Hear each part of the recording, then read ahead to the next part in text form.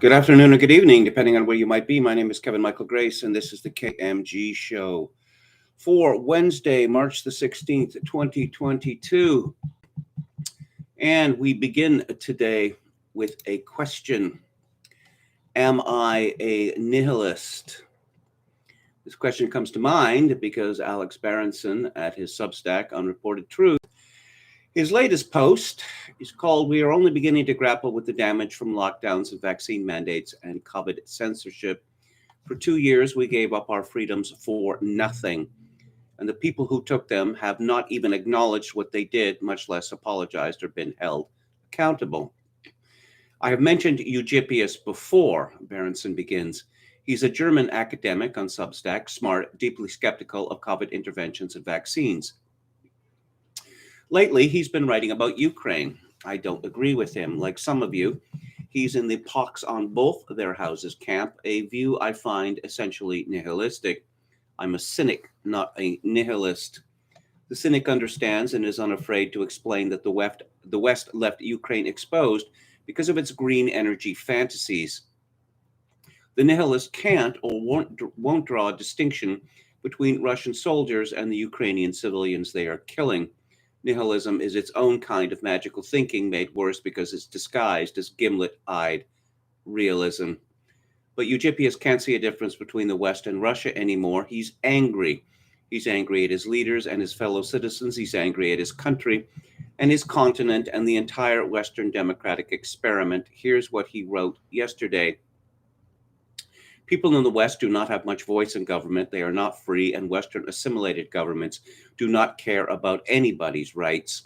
He illustrated the story with a photo from an anti-lockdown protest in the Netherlands a year ago, with a police dog snarling at a man on the ground and a tactically armed cop stomping on his head.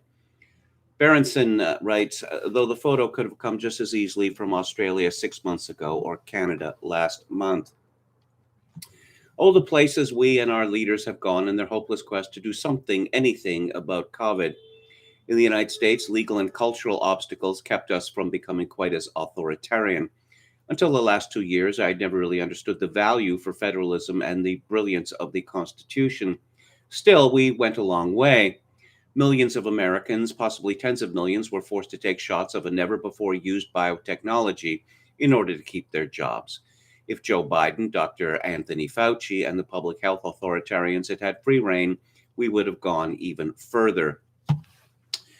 Berenson continues, Eusebius is angry, and he's right to be. The fact that the mRNA shots have failed, a failure that appears to be worsening by the day, I have to write about the crisis unfolding in South Korea next, is icing on the cake.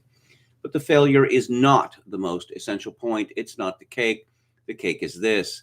Even if the COVID interventions had worked, they were not merely unjustified, but anathema to the West's core values.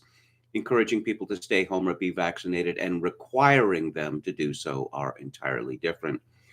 Most of the COVID fanatics want desperately to forget how they behaved, except for a few of the true fanatics who are getting ready for the next round. And yes, it is cynical, but not nihilistic, to understand that their desire to forget is one reason they have focused so intently on Ukraine.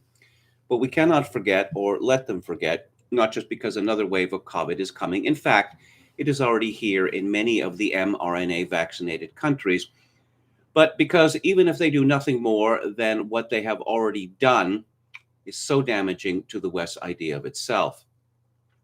And though the lockdowns and vaccine mandates are gone, well, not quite in my province of British Columbia, where they're sticking around until April the 8th for some reason. The efforts at censorship are not. It is time to uproot the word misinformation from the vocabulary of every government official in every Western country. And Berenson concludes, governments should not be allowed on their own or through partnerships with private companies to define what facts are acceptable for their citizens to see. A country that claims to stand for freedom must itself be free. Otherwise, it is nothing more than the well-oiled propaganda machine that Eusebius and his fellow nihilists claim. Now, I don't believe that I am a nihilist, but I'll say this to Berenson. We've been lied to for years and years and years and years. And I'll just start in 2016. when Donald Trump claimed that the Hillary campaign, the government was spying on his campaign. Oh, this is absolutely ridiculous. It turned out to be true. We were told that the 2016 election was stolen, even though 4 years later we were told that no, American presidential elections cannot be stolen. And if you say so, you will be deplatformed everywhere. We were told that the Russians had taken over the United States, were in charge of the government of the United States. This was untrue. We were told that Black Lives Matter riots and five-fingered discount orgies in over 200 American cities, they were mostly peaceful protests. This was a lie. We were told that the coronavirus was the greatest medical threat to humanity since the Spanish flu, or perhaps an even more greater threat. That was a lie. And as Berenson notes, let's say that governments and pharmaceutical companies have been rather economical with the actuality when it comes to the safety and efficacy of the mRNA jabs. But despite all this, Alex Berenson wants us to believe what the media and what our governments are telling us about what's happening in the Ukraine.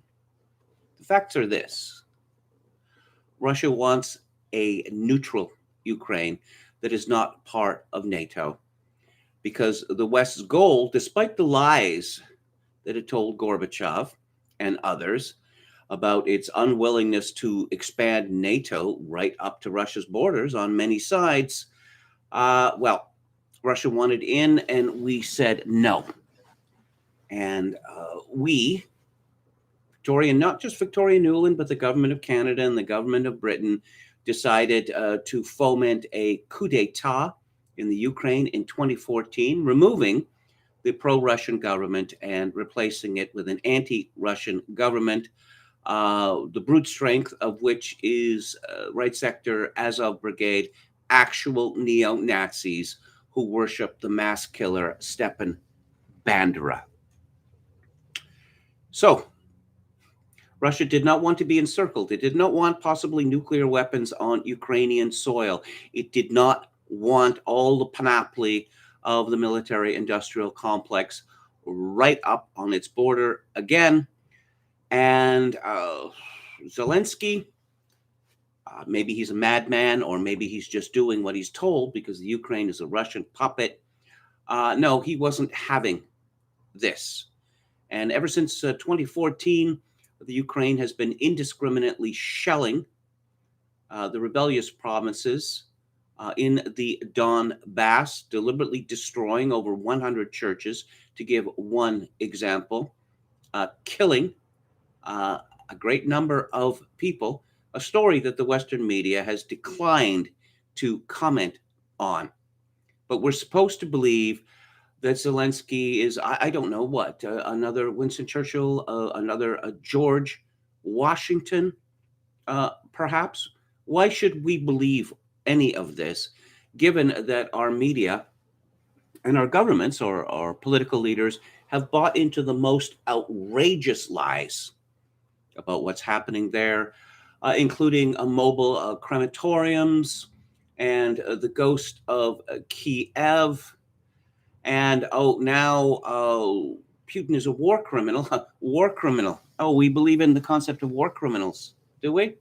Then why isn't Tony Blair locked up in The Hague? Why isn't Bill Clinton locked up in The Hague? Why isn't Jean Chrétien locked up in The Hague?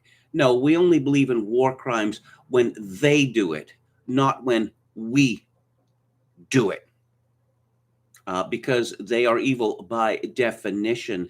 And we are nothing but goodness by definition. No, I don't.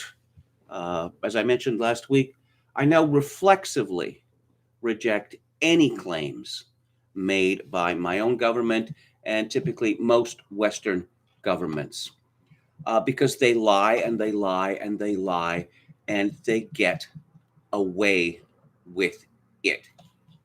I've been joking or half joking about show trials for everyone involved in the corona fiasco. Government officials. We could start with the former governor Cuomo of New York State. The pharma companies. Is anything going to happen there? They're backing away from this, patting themselves on the back. Oh, it worked. Everything we did worked. We only smashed the economies of all the Western countries. We only destroyed society. We only put everyone in the Western world into a state of blind panic, and many have not yet recovered. Is there going to be any retribution for this? Well, I suppose we'll just have to wait and see. Let's go to the chat. Hello to Head McNeck, Anrun, Dan, Popcasso 88. Chogokin 666, hello, says there's a crowd of Amazon Dominicans outside yelling and sorting. I don't quite know what that means. Che Blutarski, yes, the obligatory Animal House. No, it's not Animal House. It's the Big Lebowski. Nihilists, say what you want about the credo of National Socialism, but at least it's an ethos. Hello to Quachulango, Chogokin 666. Hello to Buddy. Do you guys have a bunch of Ukraine flags flying in your hoods? Well, as I mentioned previously, instead of the Canadian flag, which is regularly replaced in front of Victoria City Hall with the gay flag or the trans flag, it's now a Ukrainian flag because, of course. Dr. Deadname, hello. He claims to have escaped from a Ukrainian bio laboratory. Hello to Emmett Kelly's Earth and Pete Bauman, who says, God bless the Anglosphere. Amen. Palcasso 88 asks us, KMG reviewed Huntington's Clash of Civilizations yet? No, I have not, but that is a good idea. Thank you. Hello to William Hicks. Discount Orgy, great band name, says Don Willis. Hello to Anran. Sad to see the hero Berenson be so bad on Ukraine, and I guess most everything else other than COVID. Well, you know, he is a liberal, but obviously what's happened with COVID-19 has made him somewhat woke. Not as woke as our old friend Jim Kunstler, but there's still time. And who else do we have here? Head McNeck says something about the Donbass. Zelensky has been doing for years to Donbass what Slobodan Milosevic was doing to Kosovo. We have a brigade of TikTok influencers fighting for us, says Dr. Deadname. I'm waiting on my man, $26 in my hand, says Don Willis, a Velvet Underground song, of course. And Lou Reed sings of PR shoes, and I wondered what that meant for years. Puerto Rican shoes, i.e. Cuban heels, in case you were wondering. Joe Kin 666 says, I think Azov blew up that theater. Russ Mill claims no operations in area. Look, to be brief, they're Nazis in 2022. How crazy do you have to be a Nazi in the year 2022? Well, so what enormities are they capable of? Any enormities. Jim Smith says, Berenson spent a good part of his career at the New York Times. I appreciate his work on COVID, but don't expect miracles on other issues. Oh, Buddy says several hundred Panamanian civilians were killed in the U.S. invasion in '89 in a small operation in a small country. Chokin 666 explains the Amazon trucks park and sort packages in the street all over New York City. Hello to Domestic Museum. Now, what do we have here? I'm going to be talking about a TikToker a little later. This is from Russians with Attitude. Quick summary of Vladimir Putin's latest address. Kiev could have obtained nuclear weapons. The target would have been Russia. Kiev, as we know, and I was watching a little bit of Fox News, which has gone 24/7 on the Ukraine. We know that it is pronounced Kyiv, just in case you didn't know. Kiev authorities were asked through various channels not to engage in hostilities and to withdraw their troops from Donbass, but they did not want to. The operation is going to plan. The strategy is successful. Occupying Ukraine isn't part of Russia's plan. And as far as I can see from the battle plan as it unfolds, the goal of the Russian military seems to be indeed not to occupy Ukraine, but to smash the Ukrainian military. According to Putin, the West tries to convince its citizens that their difficulties are the result of Russian actions, but this is a lie. Unlike Western countries, we will respect property rights. The seizure of assets and businesses is a lesson for Russian entrepreneurs to invest in Russia. The Western empire of lies is powerless against truth and justice. Russia will continue to make its position known to the world. The sanctions obsession of the US and its supporters is not shared by countries where more than half of the planet's population lives. Yes, Russia has been backed into a corner, and the only people who are not backing it into a corner are, let's see, China, India, Pakistan. That's a lot of people right there, and much of South America. Putin promises that minimum wage, public sector wages, social benefits, and pensions will be raised.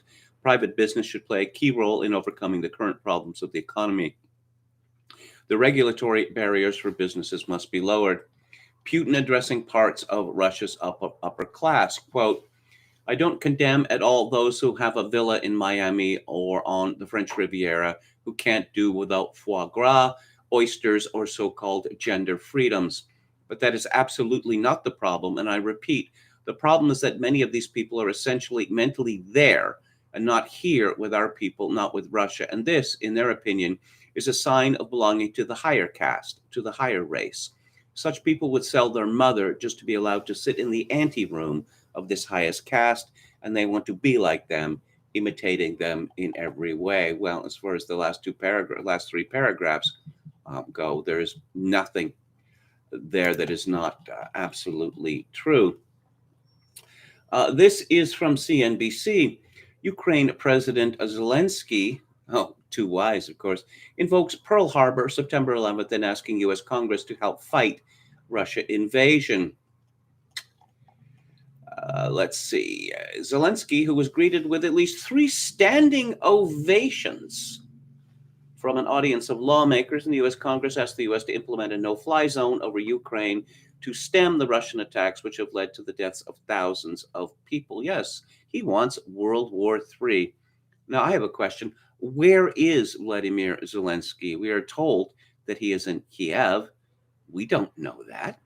We are told that he greeted injured Ukrainian soldiers. Well, those soldiers could have been from anywhere.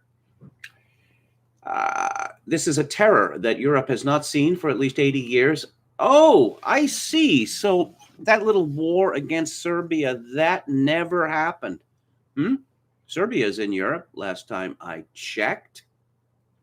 That was in 1999, which was 23 years ago, which is rather less than 80 years.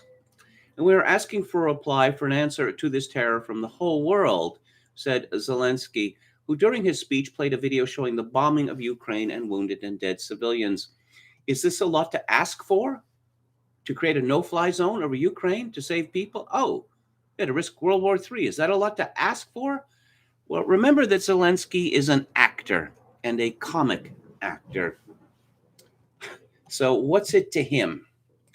Zelensky acknowledged that Western leaders have resisted the idea of a no-fly zone, which would require NATO to take over the air and shoot down enemies to protect civilians on the ground. It's been repeatedly rejected out of fears of triggering another world war. Is this too much to ask? We offer an alternative, he said, that included additional weapons and humanitarian support beyond what has already been granted to Ukraine, as well as even tougher sanctions on Russia and leading Russian supporters of that country's president, Vladimir Putin. And the Associated Press story about Zelensky's speech has the name Winston Churchill in the because of course. And yes, freedom. We are so very free here. This is from Christina Maas at reclaimthenet.org. An interview for Fox News' Ingraham Angle featuring former Congresswoman Tulsi Gabbard was censored for being potentially offensive and inappropriate to some audiences. In the interview, Ingraham asked Gabbard, quote, "Congresswoman, why are we talking about no-fly zones instead of the fact that for the first time we have President Zelensky stepping back from his earlier NATO wishes and even demands," unquote. Gabbard expressed her frustration with the fact that allegedly no one was discussing a statement Zelensky made about being, quote, "open to the fact of saying, hey, yeah, maybe we'll set this NATO membership thing aside, and he's willing to talk to Putin directly to negotiate," unquote. Gabbard suggested that the West was interfering with attempts to settle the conflict because, quote, "it's good for the military-industrial complex and it allowed Western leaders to have this proxy war with Russia, something that Hillary Clinton laid out just recently. This war machine, this power elite in Washington, want to turn Ukraine into another Afghanistan, turn into killing fields where this long-term insurgency is supported. And they bleed out and kill as many Russians as possible for who knows how long. And they're really showing their real aim in the fact that they're not taking action right now to end this conflict," unquote. YouTube flagged the video, putting up a filter that said, quote, "the following content has been identified by the YouTube community as inappropriate or offensive to some audiences," unquote. Yes, such sensitive people, those who consume YouTube videos. I mean, I know this is a cliche, but I watch a fair amount of videos on YouTube, and I've been watching a video about someone playing, I don't know, Liszt on the piano, say, and just the bile in the comments. Oh, maybe this particular pianist is not your favorite, but that doesn't mean that he's terrible at playing the piano. But that's what you'll get again and again and again. Or someone explaining how to play a certain song on the guitar, say, and the same thing. These people have put themselves out, attempt to spread knowledge around, but no, just the bile is unending. Oh, who could have guessed this? This is from Nick Boisvert at the CBC. The risk of Canadian weapons shipments being lost, stolen, or otherwise misused is growing as the war in Ukraine enters a chaotic and uncertain new phase. Yes, I wonder how many of these weapons are going to end up being used against, say, Armenia, or going to end up in the control of narco-terrorists in Mexico. And with shipments of Canadian weapons still due to arrive in the Ukraine, some are warning that parts of those shipments could end up on the black market or be turned against the Ukrainian people by the Russian military or local paramilitary groups. There is a real threat that the Ukrainian government can potentially not control all of these weapons, said Kelsey Gallagher, a researcher with Project Plowshares, a Canadian non-government disarmament group. There's a piece here on traditionalright.com by William S. Lind, who is a military theorist, among other things, a man I highly regard. And it is called Russia's Invasion of Ukraine is a Disaster for Christendom. Now, this is from, as of this writing, March the 4th. Now, this was published 10 days later. All right. But never mind. The invasion has turned into a typical Russian mess. Ukraine is not dead yet. The Russian army's logistics have broken down as they usually do. And Russia has suffered a monumental self-inflicted defeat at the moral level of war, which is the most powerful level. But the magnitude of the disaster is only visible if we step back a bit and look at the grand strategic effects it has on all of Christendom, the great civilization that stretches from the Western Hemisphere's Pacific Ocean coast through Britain, Europe, and Russia to meet the Pacific once again. Just when we thought Christendom's civil wars had ended, Allowing us to focus on the new threat from the global south, Putin has plunged us back into an East West conflict. It's hard to imagine a worse development for Christendom's future, short of nuclear war. To see this picture clearly, Lind writes, we need to remember our civilization as it was in March 1914. Quite simply, it ruled the world. Even in places such as China that remained independent, our culture was the model everyone aspired to. Christendom itself was full of self-confidence. It knew it was the best, most productive, most morally sound culture the world has ever produced. This slighted China, an equally successful culture, but in 1914, China seemed hopelessly backward. Then in August of that awful year, Christendom launched itself on the first of three civil wars, World War I, World War II, and the Cold War. In the course of the 20th century, Christendom devoured itself. Not only did it kill 100 million or more of its own people and reduce much of its physical patrimony to ashes, it lost all confidence in itself. In fact, its own elites became its worst enemy, worms gnawing its vitals from within, replacing the faith that created it with an ideology, Marxism, of several varieties that called on it to destroy itself. Then the Cold War ended. Christendom could be reunited, but it wasn't. The blob, the American foreign policy establishment, made an error of vast proportions. It crowed over Russia as a victor when it should have welcomed a non-communist Russia back into the concert of powers. Not only should the US and Western Europe not have expanded NATO into former Warsaw Pact countries, they should have welcomed Russia into NATO. Why? To meet the threat rising from the global south. Today, not a single Russian soldier stands on American or Western European soil, but both are swamped by millions of far more dangerous invaders, immigrants from other cultures very different from our own. They are fleeing their own defective cultures, but they bring those defective cultures with them because they are all they know. At least the American picture is not too bad. Most of the illegals pouring over our southern border are Christians. But many of those breaching Europe's borders are Muslims. They are not coming to join Christendom. Their intention is to Islamicize us by whatever means necessary. Until Russia invaded Ukraine, a reset was still possible. President Trump understood we needed Russia as a friend and ally, not an enemy. He grasped the fact that the real threat is south-north, not east-west. Russia could still have been invited to join NATO. After all, she holds Christendom's vast right flank, running from the Black Sea to the Pacific. Now, Putin's invasion of Ukraine has killed any possibility of ending the East-West conflict to face south. Those who speak of great power rivalries forget the endless civil war is what destroyed the Roman Empire. We now face what may be the last act, the last fatal civil war in Christendom. Is there a way out? One, I think.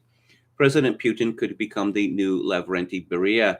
Beria, as head of the KGB, was in charge of Stalin's terror machine. Shortly after Stalin's death, he was taken out and shot. Dead, he was more useful to Russia than alive. Why? Because all the blunders and horrors of Stalin's regime could be explained with, oh, that was Beria's doing. Putin has made an enormous blunder. He has gravely embarrassed the Russian army, never a good thing in Russian politics, where he suddenly removed the invasion of Ukraine could all be blamed on him, especially if he were not available to deny it. And Lind concludes, if you pick up your paper in the morning and find a headline announcing Putin is no longer president of the Russian Federation, don't be surprised. What is truth? Asked jesting Pilot. Well, Matt Taibbi has a piece at his Substack called Orwell Was Right. From free speech to spheres of influence to our passion for endless war, we've become the Doublethinkers 1984 predicted. He begins, this weekend I reread 1984, a book I tend to reach for when I get DEFCON 1 depressed about the state of the world. Well into the novel, Winston Smith ponders the intricacies of doublethink. Quote, to know and not to know, to be conscious of complete truthfulness while telling carefully constructed lies, to hold simultaneously two opinions which cancel out, knowing them to be contradictory and believing in both of them, to forget whatever it was necessary to forget, then to draw it back into memory again at the moment when it was needed, and then promptly to forget it again. That was the ultimate subtlety, unquote. Taibbi comments, in the last weeks, Russia took an already exacting speech environment to new extremes.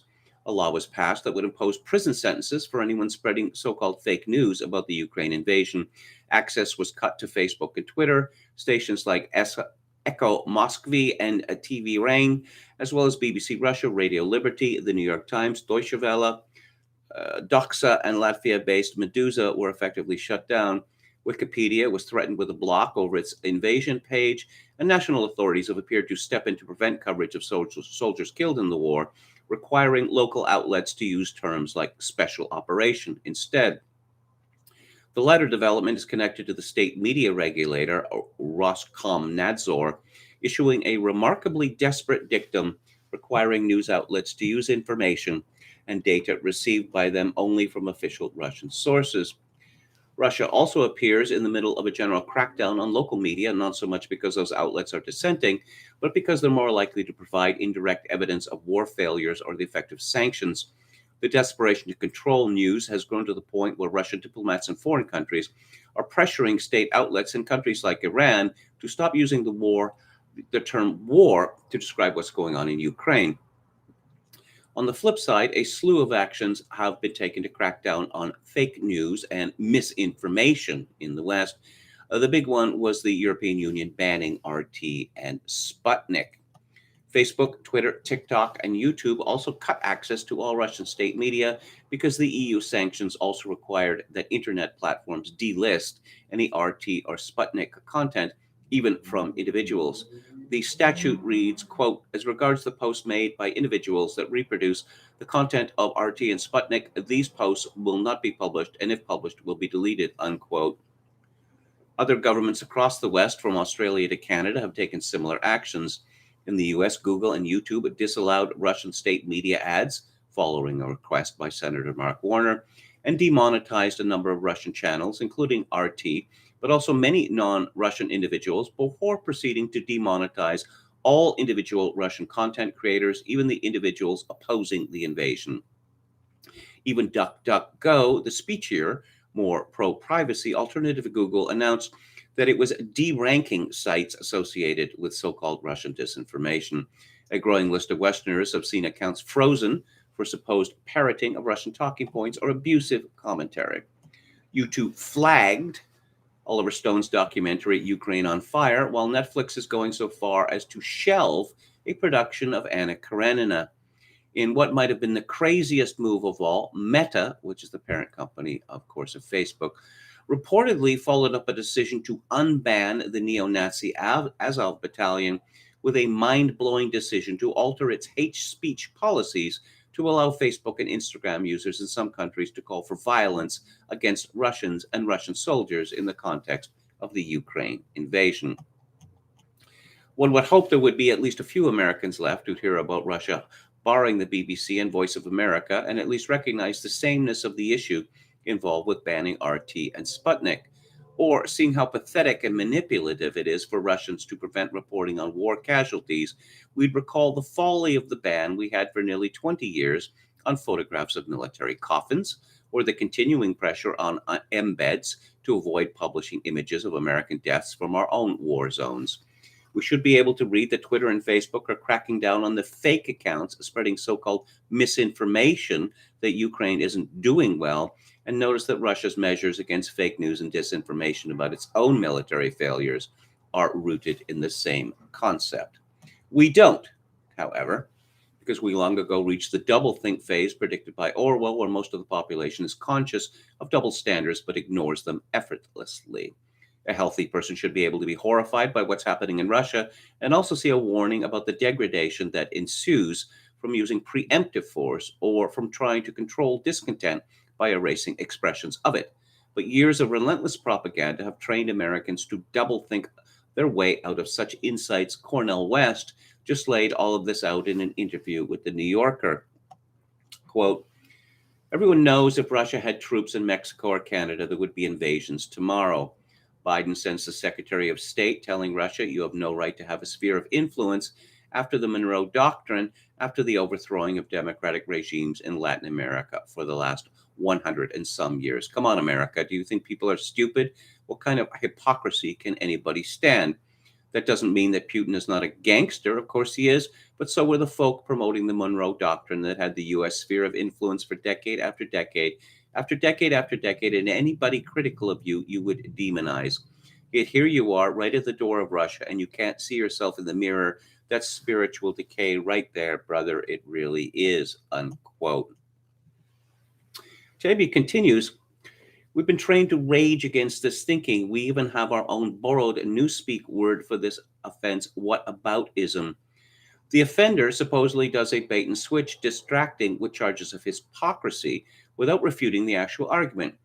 But a Soviet giving a professionally two-faced answer to questions about gulags, but saying, and you lynch blacks, isn't the same as the much more serious thing West is talking about. Lying to others is shameful, but lying to ourselves and not even realizing it, that's hardcore spiritual decay. We're being driven faster toward the cliff edge of this moral insanity with each new act of mass forgetting. And yes, he talked about the so-called Putin wing of the GOP. And just a reminder, Ukraine is not yet the 51st state or the 11th province of Canada, but for some reason, we are all expected to, it is demanded of us that we regard it as such. Well, I guess, it's rather reminiscent of the Pogue Colonel in Full Metal Jacket. All these gookers, they're Americans on the inside, right? Because everyone's really an American. They just don't know it yet. An all too typical story from someone called Emil Edenborg at the Boston Review. And Edenborg is some sort of gender professor somewhere in Scandinavia. Putin's anti-gay war on Ukraine. A pervasive ideology of so-called traditional values has taken hold in Russia, portraying alphabet people rights as existential threats to the nation. I'm not going to quote from this anymore. Oh, no, wait. As political scientist Iris Marion Young argued in The Logic of Masculinist Protection, ideas of masculinity, femininity, family proper and improper sexuality are vital elements of stories about who and what needs to be protected from whom and by whom. Well, my message to people such as Professor Edenborg is not everything in the world is about your genitals and with whom you choose to share them. Make no mistake, the global American empire and its allies are absolutely enraged that that Russia is not gay. This is one of the things, apparently, that we should be willing to go to war about. Just as we discovered in my country of Canada, we wasted about a decade in Afghanistan. Why are we in Afghanistan, by the way? For feminism. For feminism. Oh, for feminism. Oh, we're blowing up goat herders and their wedding parties for feminism. Are we? But also for the alphabet people, particularly the Bachabazi, who are a bunch of old perverts who rape boys, young boys, rape them savagely. But since that's part of, but it's a tradition, but it's a wicked tradition, and we're not in favor of wicked traditions, right? But it is alphabet people behavior, and we wouldn't want to be homophobic. As members of the United States Special Forces did, when apparently one of them went to one of these leaders, one of these old men, and essentially said, cut this out or you'll know the reason why. And he was heavily disciplined for this because these homosexual rapists were our allies in Afghanistan, just as the Mujahideen were our allies. And how did that work out for the United States? Let's see what the headlines are from Drudge. Drone flights into NATO skies test red lines.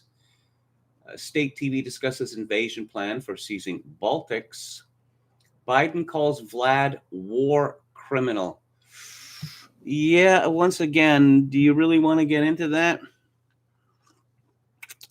Bombing wedding parties might be seen as war crimes. Oh, we didn't know that they were wedding parties.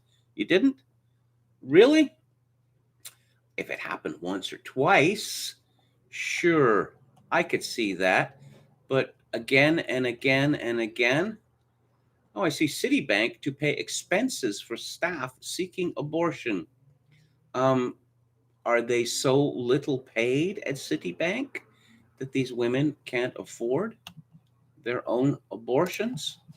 Perhaps they could just raise their wages, and then they wouldn't have that problem. Let's go to antiwar.com. At Canadian Parliament, Ukraine Zelensky pleads for no-fly zone. Top Polish official wants armed NATO peace mission in Ukraine. The story that I was quoting from yesterday by Pedro Gonzalez at Human Events had a reference to Poland being the 51st state. And maybe that's true. Maybe that's the way that they're regarded, or the way that they see themselves. Poland, along with Hungary, has been sanctioned by the European Union because they're not so keen on the alphabet people agenda. But the closer one gets to the United States, the more one realizes that yes, you will approve and cheer the sexual mutilation of children, among other atrocities. And let's see what the hysteria is at the Daily Mail. Oh, man. Okay. This is slightly off topic, but court orders Jussie Smollett to be released from jail on $150,000 bond until his appeal is over and after just 6 days in prison. Jussie's family made up a story about some sort of death threat, no, a rape threat, a broomstick rape threat. Now, how they would actually be able to get at him in prison, considering the conditions in which he's held there, it's obviously made up. Kim, Pete branded my name on chest with hot iron. These people haven't learned any lessons at all. Even at a time of possible nuclear war, they just, let's see how much this one family, this one extended family, can degrade us, to make us sick of ourselves, to make us think that, to make us nihilists. Mass deaths feared as Putin's forces bombed Ukrainian theater where hundreds of people were sheltering, despite the word children being written outside it, leaving many trapped in the rubble and rescuers unable to get close due to continued shelling. I don't believe this story. I'll just say that and move on. And this is a story from RT. Yes. It's RT, so it must be false. But here we go. Civilians feared trapped and killed in theater explosion in Ukraine. Russia says neo-Nazi Azov militants blew up building where they were holding hostages.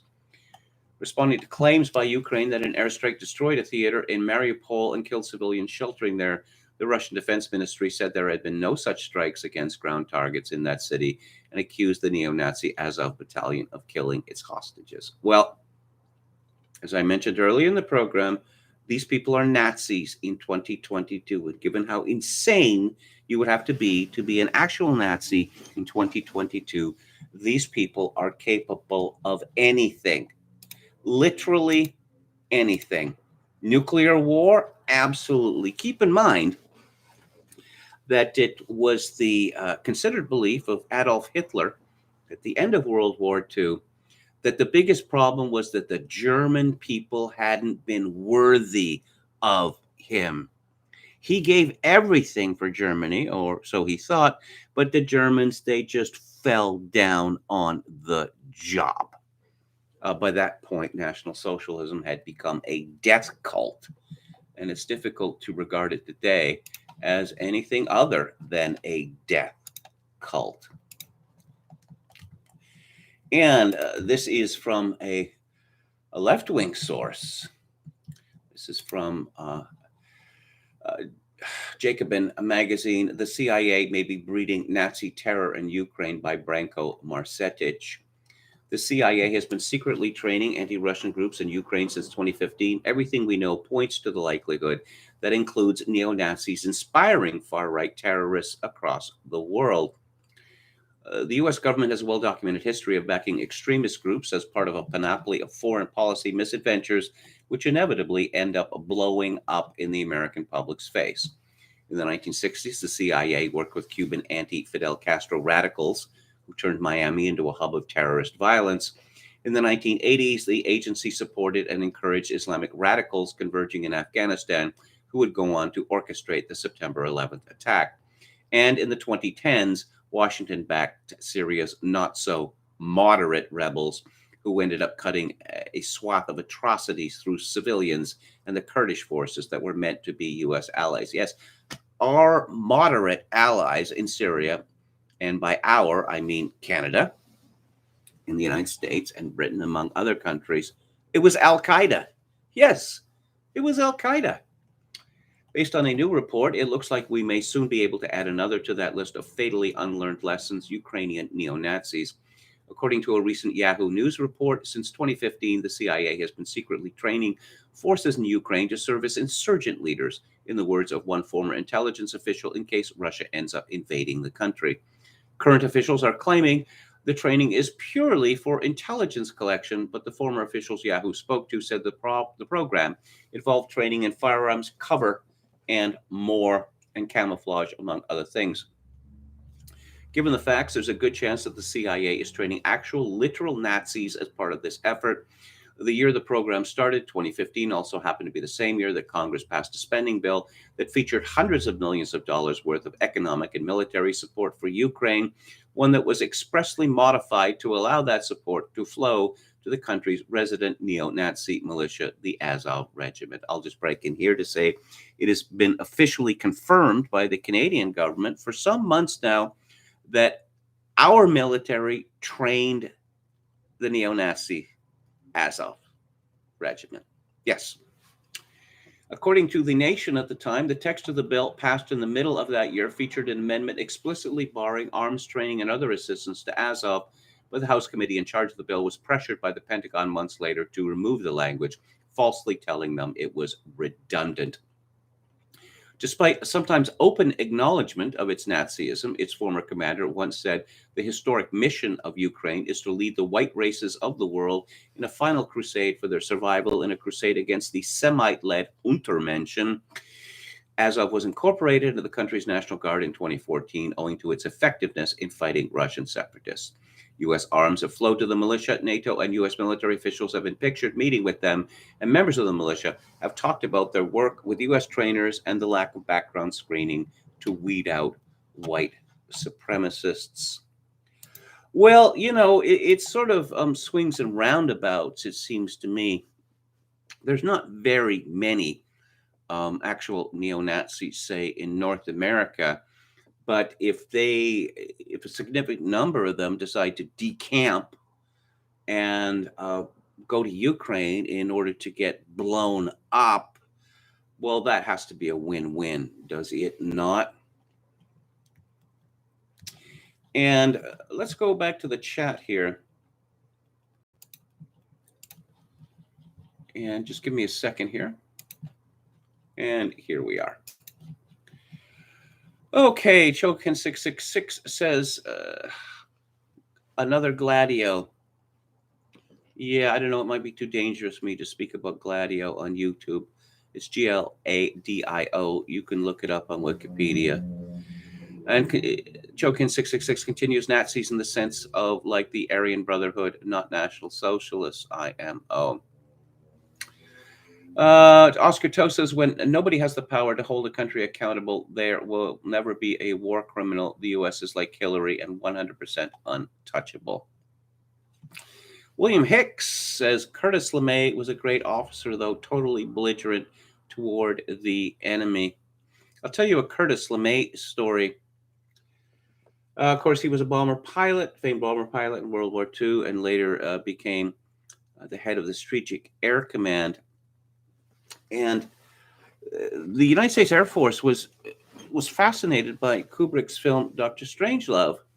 That they thought that Ken Adam, who did the design, that he must have had access to top secret documents because, for instance, what the inside of the B-52, the control panels, cockpit looked like, it was all Ken Adam, who had, despite being, he was a Jew who had fled from Germany and fought in the RAF, flew in the RAF during World War II, even though they did their best to keep him out. Well, he just guessed, and it turns out his guesses were pretty good.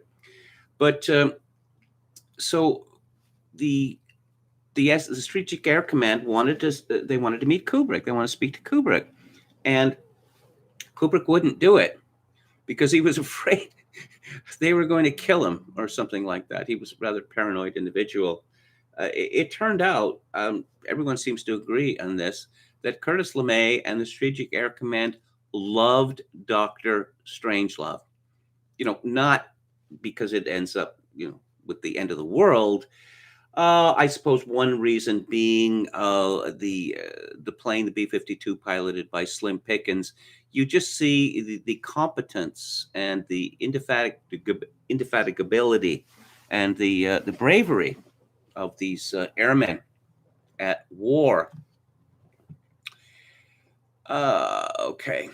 Danny McDougall says, speaking of people calling other leaders war criminals, General LeMay actually stated if the U.S. lost the war, we'd have been tried for war crimes. Who else do we have? I no longer have access to RT, says Metal Mike. Well, apparently I do, and every time I go there, which is often, there's a Cloudflare message about DDoS and the like. William Hicks says, on Comet TV, Outer Limits episode Stream of Consciousness is on about a society where everyone's minds are connected to the data stream. A virus starts infecting and killing them via the stream. There was I should review this one day. Fassbinder made a TV miniseries about, it was about the future, which made certain predictions about kind of hive mind brought on by media. So I will have to, let's hang on just a second here. Bring up his filmography. I don't know whether I'm going to find it here. It came out around 1980, something like that. But I'll remember the name eventually. But I should look this up. Anyway, back to the chat. There was also a German TV series or film called Gomorrah, which came out in the early 70s, that Can did the soundtrack for. And again, it's the same idea, this idea of a hive mind being created through media. Oscar To says, I like Pedro Gonzalez, but don't tell Cato I said this. What are they at Daggers Drawn? Are they? Thought Pedro was Chronicles, Human Events too. He's quite prolific. Giant Art Production says, ours is not to question why, ours is but to do if the flags hang high. Yes, I thought someone might mention this. Through Greenberg's reminds us that men can have abortions too. Hello to Jim Bowden and to Jeff Godley in Hoc Signo Vinces. True Greenberg, and there's the rainbow flag in Hoc Signo Vinces, of course. In this sign we shall conquer. This is a reference to Constantine before his vision, before the Battle of Milan, or the Milvian Bridge, whatever you want to call it, in 314 AD.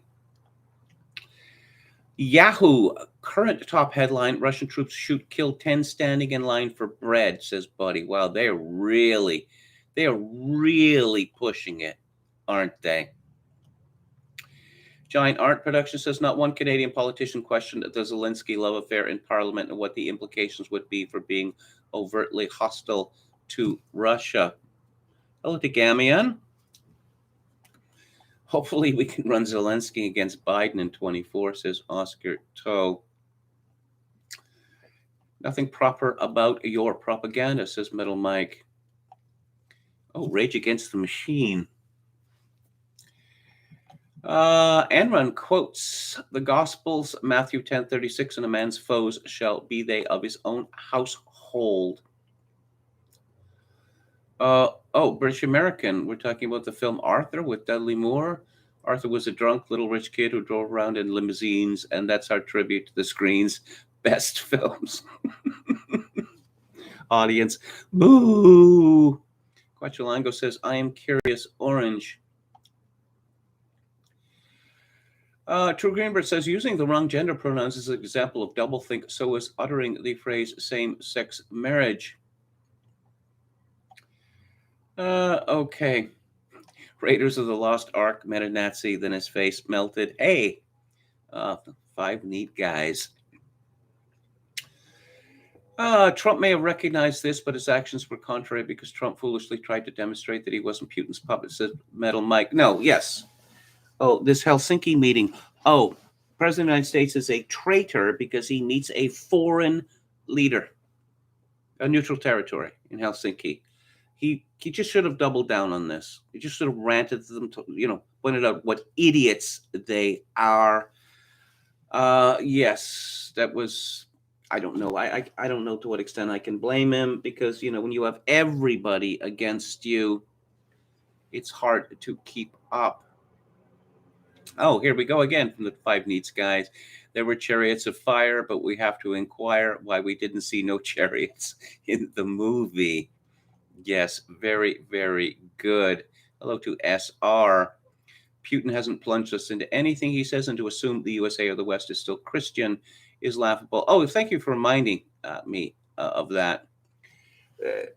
All of the sociological information that we have shows us to the extent to which that the Mexicans who come to the United States are our natural allies, social conservatives, etc., that is leached out of them very quickly after they move to the United States. And Metal Mike says, if the Poles think NATO will save them, they haven't learned from history. I read a lot about Poland in the Second World War in the 1970s, and I was gobsmacked, as they say. That, of course, Britain and France entered the war to preserve the territorial integrity of Poland, and the United States came into the war in 1941. And here's the brief version of the story: that Franklin Roosevelt was determined to give Stalin whatever he wanted, as was Winston Churchill. But Churchill sent Anthony Eden to Moscow on a secret mission in 1941 with the remit to give Stalin as much of Poland as he wanted, and I believe it turned out to be 47%. Now, 1944, Polish Americans were getting very nervous about what was happening, and they began besieging the government, Roosevelt's government. What's going on here? It looks as if you're about to sacrifice Poland, that you're about to hand over Poland to the communists and have Poland carved up. And they were assured repeatedly, no, don't worry about that. We have your best interest at heart. And then after Roosevelt was reelected in 1944, they just dropped the pretense. So let's get back to it here. Oh yes, this is from Unheard, and it is by Joel Kotkin, someone who I've quoted many times on this live stream. This is called How the American Left Empowers Putin. For more than a decade, Putin has sought to sow division and undermine American democracy. Now that he's distracted by the conflict unfolding in Ukraine, his successor has stepped into the spotlight, America's political class. Once wars united people, but not in modern America. Here, the vast majority of citizens share remarkably similar opinions about Russia's invasion of Ukraine, that it should be condemned outright. Our politicians, however, seem blissfully unaware of this. In Congress last week, despite strong pro-Kiev sentiment among the vast majority of Republicans, pro-Trump acolytes, boo, constituted the largest faction of those who voted against supplying aid to Ukraine. Yet on this issue, there is little distinguish them from the Democratic Socialists of America, who have called for America's exit from the imperialist NATO. Where's the lie? And yet the past fortnight has revealed something more optimistic than the intellectual adolescence of America's politicians. The key to repelling Putin's campaign of division of the West has also become apparent, unifying around basic economic interests. Before Biden became president, America was well on its way to energy independence and emerged as the world's leading gas exporter. For more than words or military threats, the U.S. energy revival was a blow to Russia, Iran, and Saudi Arabia. American production was a critical factor in weakening the price of the one commodity that keeps their economies alive. Well, yeah, kinda, sorta. The fellow who was the head of Exxon Mobil, who later became a top Trump cabinet minister, what was his name? Rex something or other? Let me look it up here. He admitted publicly that Rex Tillerson, and he was a Secretary of State for a little over a year. He admitted publicly that even at $100 a barrel, ExxonMobil was losing money hand over fist in its fracking operations. That the price of oil would have to go to $150 a barrel for this to become economical. Fracking is I don't want to go into this in too great detail. Fracking makes no economic sense. It simply doesn't. It does produce fuel, but at an enormous cost. And one of the costs is enormous borrowing by the companies involved. And 50% of production is lost within about 18 months of drilling the holes. And you've heard of peak oil. Well, okay, there's oil. There's lots of oil. But have you ever looked at the costs of new oil programs? Typically, they're in the billions and billions, and they go further and further offshore. There's no more easy oil in the ground anywhere on Earth. So, yes, the so-called green revolution is very good for Putin.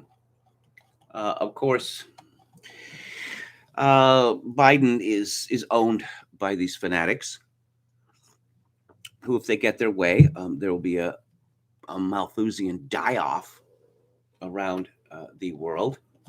And he could okay the Keystone Pipeline, but, why would America want Albertan oil? I mean, that just makes too much sense. Instead of getting it from Saudi Arabia, they could get it from Alberta, which happens to be just across the border from Montana. But again, there's reasons, apparently, why this would not be such a good idea. Well, the reason being that oil is bad, but given that the American economy still runs on oil and gas, it's a little too early in the day to decide that, no, we're just going to leave it in the ground. Even assuming that this so-called clean energy, that it could be scaled, there would have to be two systems running in parallel until the green energy system came onto the grid. So in the short term, of course, it would require even more resources. Let's go to Russians with Attitude, which is still unaccountably still up at Twitter. A Syrian experience. It was that rough, huh? Seriously, why are so many officers doing this? Says Carlos Manuel Pimentel. And RWA comments, no, it's the other way around. The stuff that worked out in the desert with a shabbily armed enemy doesn't work in a terrain with an abundance of settlements, shelters, and woodlands, with an enemy armed with a basically infinite supply of ATGWs. Reports coming in of heavy fighting near Gusarovka and Izium, Russian troops moving towards Slavyansk. It looks like the M03 highway between Izium and Slavyansk is under contested Russian control right now. I don't think there'll be an assault on Slavyansk now, but the big cauldron is becoming more real. Yes, again, this seems to be the Russian plan to bottle up Ukrainian armies and destroy them.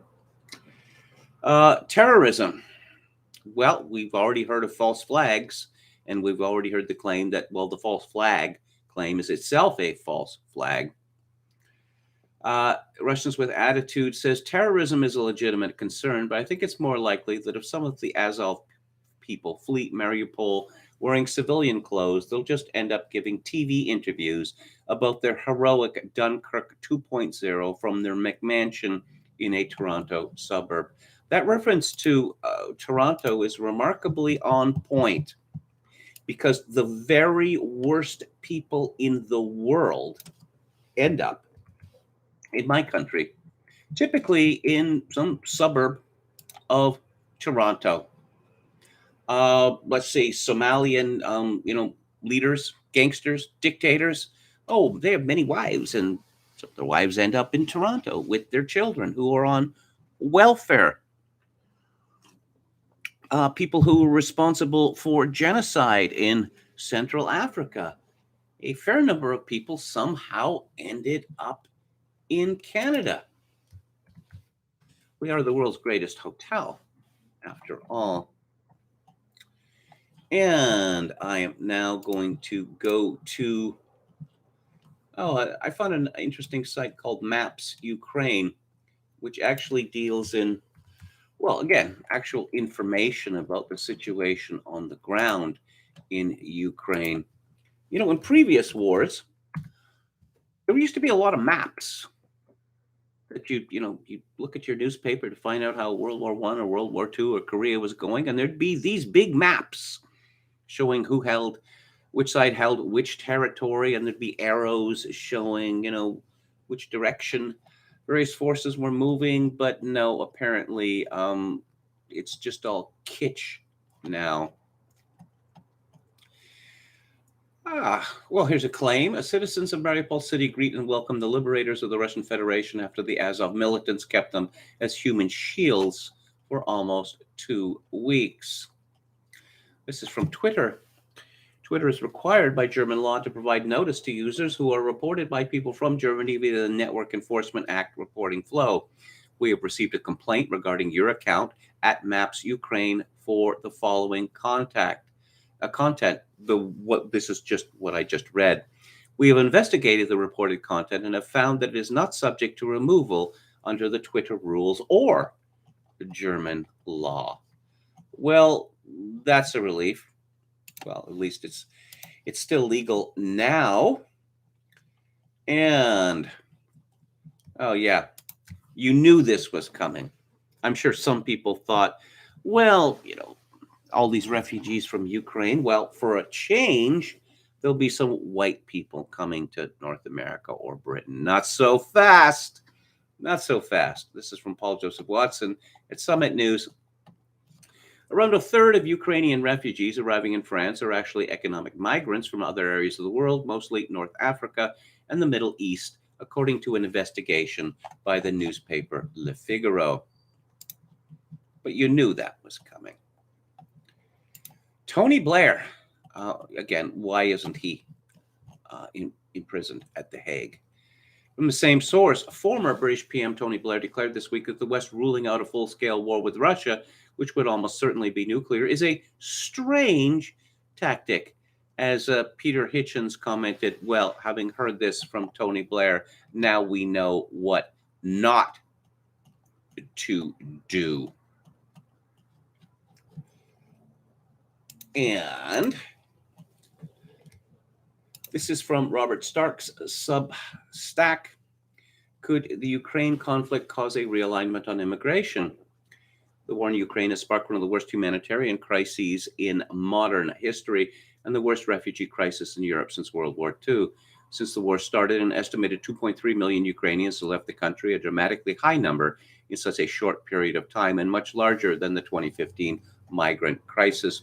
So far, the Biden administration has announced protected status for Ukrainians who are already here on temporary visas or who are undocumented, but there is no aggressive plan to relocate Ukrainians. We tend to think of refugees as non-white, but in this case, of a large numbers of white refugees, it will be interesting to see how different political sides react. So far, liberals have been mostly supportive of welcoming Ukrainians, as they generally claim to be both pro-Ukraine and pro-immigrant.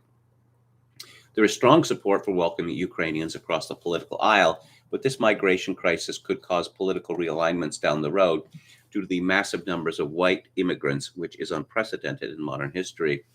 I coined the term woke xenophobia, Robert Stark writes, in the context of a New York Times article complaining about Black farm workers in the Mississippi Delta being displaced by white South African immigrant workers. Certainly, woke xenophobia applies to the collective punishment against Russians, such as Russian citizens being denied medical care at a hospital in Munich. The New York Times story was very niche, with unique ironies of Black American farm workers being displaced to pick cotton, with references to the history of apartheid. What was notable was that the columnist Miriam Jordan, who was usually very pro-immigration, engaged in xenophobic rhetoric about the H-2B farm worker visa program, which Joe Biden renewed and expanded. However, even Miriam Jordan is now very supportive of welcoming Ukrainian refugees. The responses from different nations to Ukrainian refugees vary. The Visegrad nations have been especially generous, with Poland welcoming more than any other nation, which could become a big problem for Poland, given how many economic migrants have come from Ukraine in recent years, because Ukraine is an corrupt economic basket case. Poland could get overwhelmed. Ireland, Germany, and Canada have also been very generous over the UK as being called out for being especially stingy. And a few weeks ago, Sweden's Prime Minister Magdalena Andersson stated that Sweden will not take in Ukrainian refugees in nearly as large a scale as it did with Syrian and Iraqi refugees in 2015. She stated that other EU states will have to pull a bigger load this time instead. The reaction from the woke crowd has been more alleging favoritism over non-whites rather than opposing asylum for Ukrainians. For instance, the New York Times tweeted that, but unlike refugees from wars in Syria, Iraq, and Afghanistan who have sought asylum in Europe over the past decade, they are being welcomed. Have we forgotten all of the women holding up signs in Germany and elsewhere saying, "Welcome refugees. Why don't you come and live in my apartment?" Yeah, that didn't turn out too well for Germany. And of course, Germany actually releases data about, say, rapes, migrants and rapes.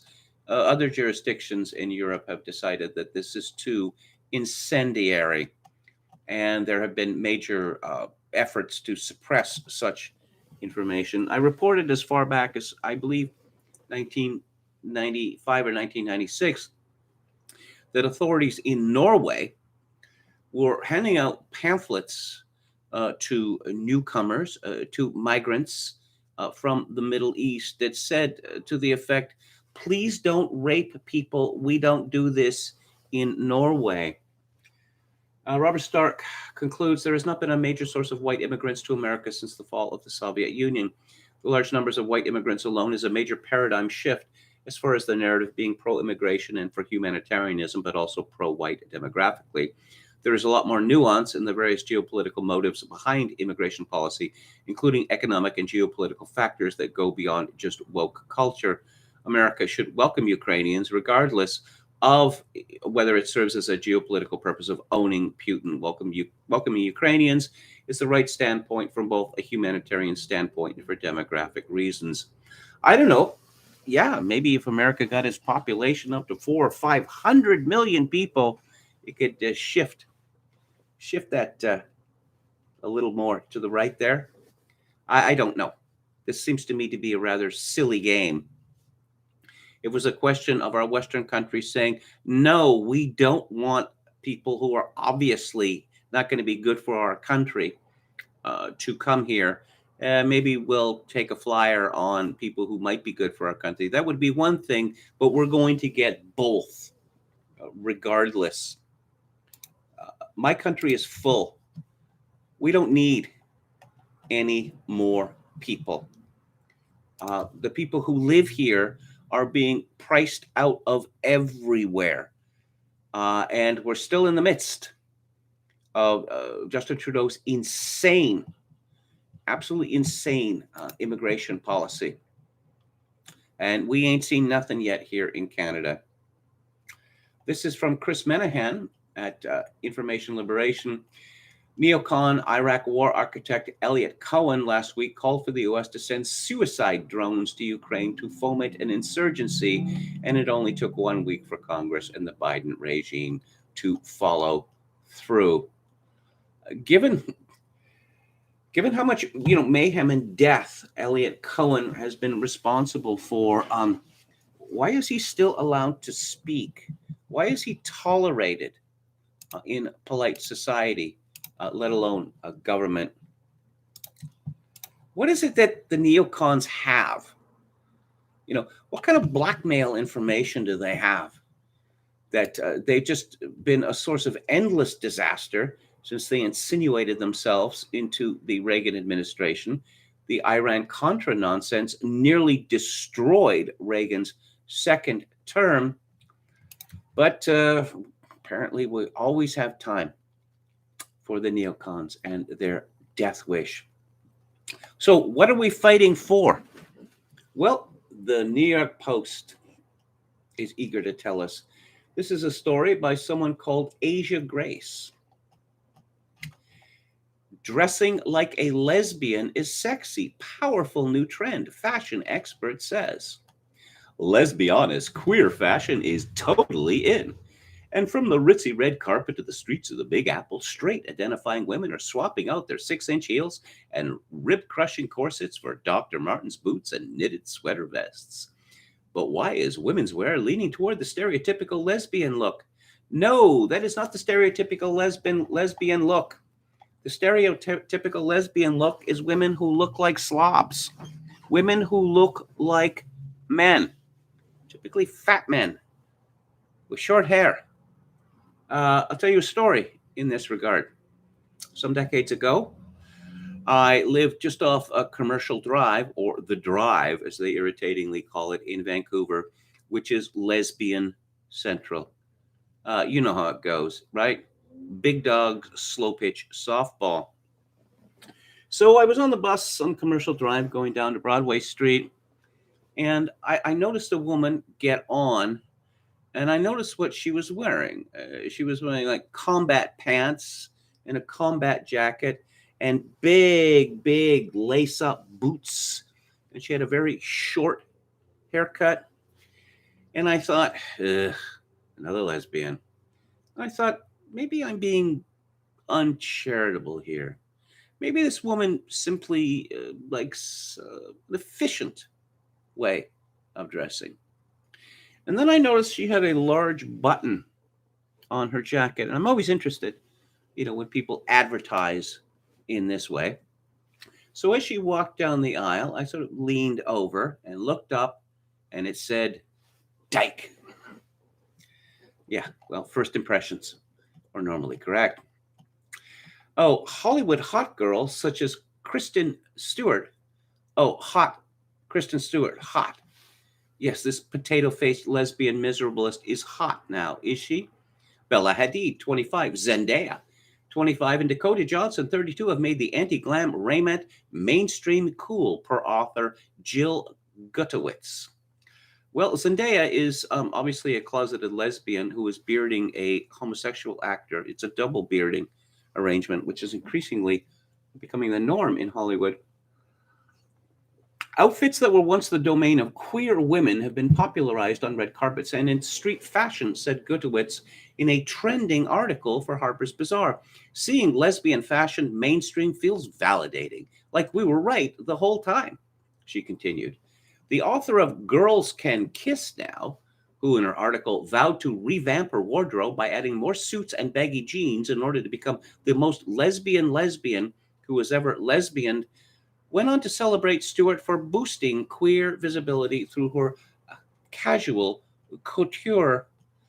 Um, she looks terrible. She always looks terrible, but never mind that. Kristen Stewart's Spencer press tour, clad with tweed jackets, wide leg pants, and two-piece skirt suits, was basically an organized gay recruitment effort, said Gutowitz. Here we have the legendary conservative right-wing newspaper, the New York Post, extolling this. She also applauded Johnson for fearlessly rocking oversized suede jackets last fall, and actresses Zendaya and Kate Blanchett, 52, for shamelessly slaying in stylish suits. Yes, suicidal search for alliteration. Their fellow It girls, Hadid and Kendall Jenner, 26, have also stunned in sapphic swag. Well, because Kendall Jenner is almost certainly a lesbian, I mean, that would make sense. Uh, yes, lesbian is great. We all love lesbians. We should all dress like lesbians. There should be no distinctions between men and women. Well, there aren't really. It's all societal, you know. It's all just socially enforced. This is what we are fighting for, apparently.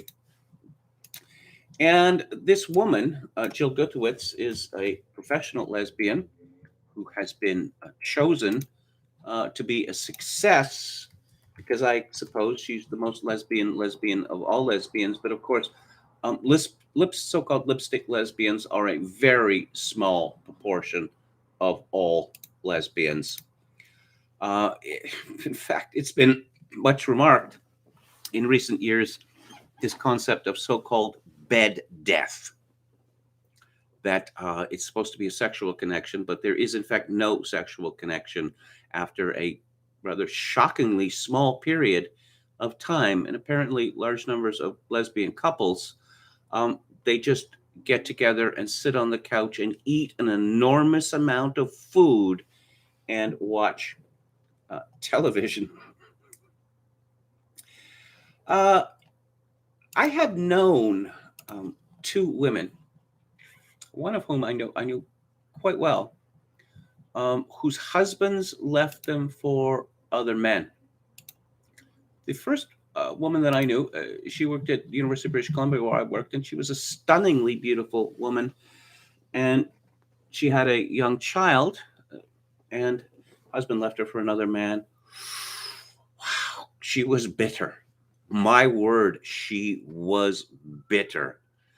And she sought any justification for bringing up this topic to the extent that she became, I suppose one might say, rather a bore, although I certainly understood her anger. Another woman who I knew rather better, she was married to a man for several years. They had two children, and he dumped her for another man, and my word, she was bitter about it. And again, I can perfectly understand.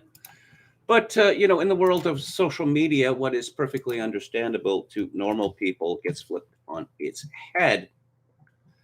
Oh, dear. Yes, this, apparently I'm not allowed to access this. Give me a second here. Maybe if I open it in a private window.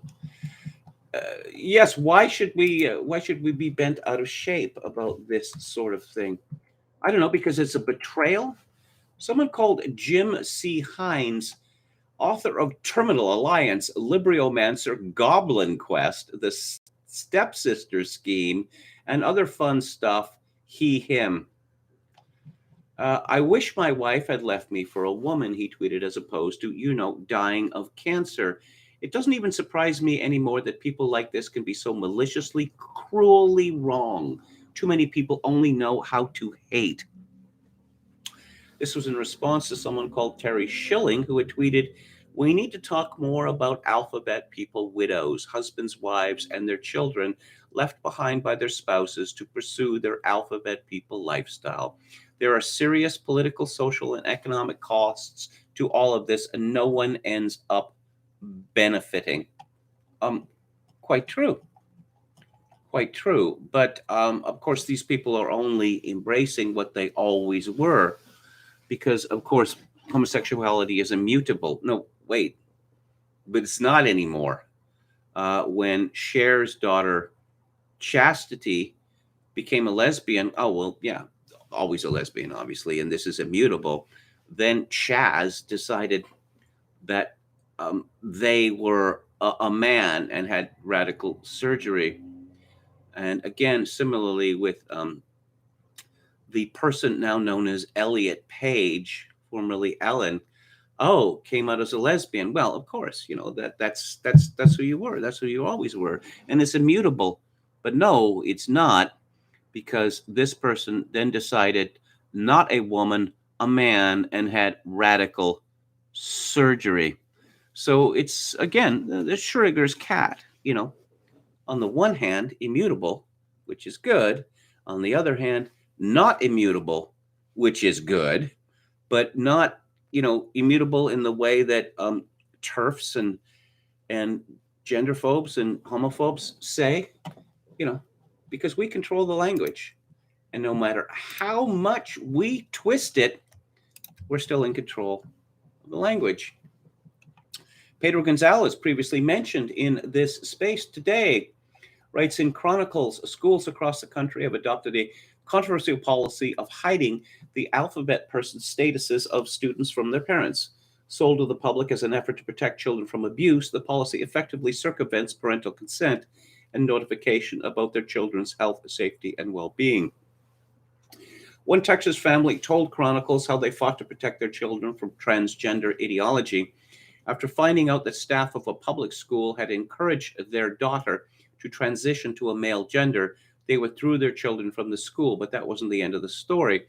The Texas Department of Family and Protective Services came knocking on their door, demanding to conduct a safety assessment of their family environment. In telling us his family story, the father, who we'll call John, asked Chronicles to protect their identities for fear of retaliation. He gave Chronicles copies of all the documents he received and sent to DFPS during the agency's investigation. What John and his family experienced is the result of a countrywide effort to push through schools radical ideas about sex and gender to influence children at their most vulnerable developmental stages.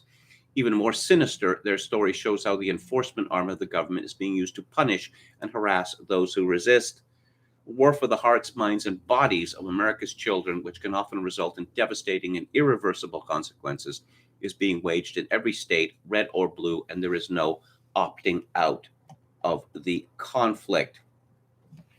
John is a native Texan. He and his family live, or so they thought, outside Austin's progressive sphere of influence. Over the last 2 years, John and his wife noticed their daughter, who we'll call Jane, acting strange. Jane cut her long, light brown hair to a much shorter militaristic style during her freshman year of high school and adopted a more masculine style of dress. She withdrew from family life altogether, and her parents began practically begging her to interact with them as she used to do. Jane asked to start seeing a therapist, but wouldn't explain why. Worried about her state of mind, they agreed to arrange mental health therapy sessions. This reminds me of something in Abigail Schreier's book, Irreversible Damage, which has my highest possible recommendation. I don't know that she mentioned this specifically, but looking at the case studies that she cites of families, that she'd got to know, what are the signs that your daughter is going to say that she is actually a boy? Therapy. Being involved in therapy. There's a marker. Being on some antidepressant drugs or the like, another marker.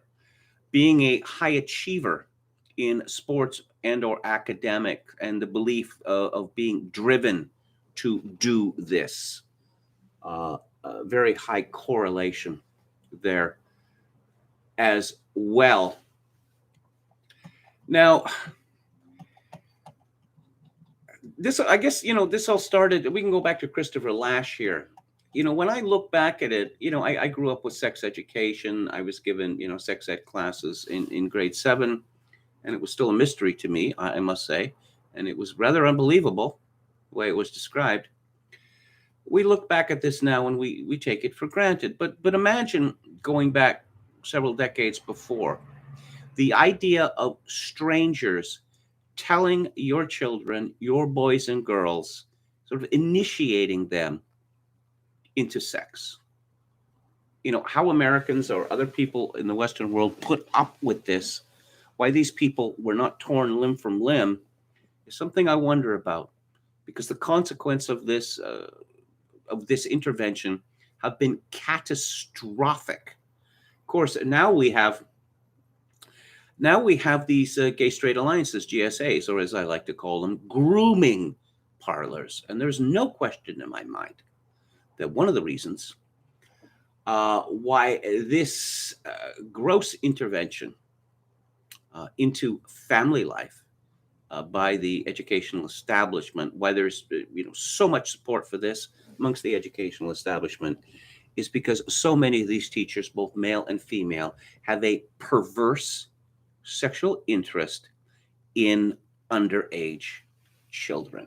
There's no question in my mind about this. And as I've said before, if there were to be any serious investigation of sexual abuse by teachers in schools in the United States and Canada, it would absolutely dwarf the already grievous Catholic Church scandals. This is from Amanda Harding at the Daily Wire. My panda, my choice, Mom. Disney and Pixar's Turning Red has some parents outraged over themes. Yeah, I don't want to be too crude here. So it was pointed out to me, and I could hardly believe it, that this film apparently is a celebration of menarche. Turning Red is the newest movie from Disney Pixar that has some parents turning red with anger. They say the children in the movie are overtly disobedient and rude. Plus, there are sexual themes, including the main character twerking as a panda in front of her mother while taunting her, plus multiple instances of the girl rebelling against her so-called overbearing Chinese-Canadian mother to the point of being disrespectful. The film is touted as a coming-of-age sensation with the supernatural and the mundane happily walk hand in hand.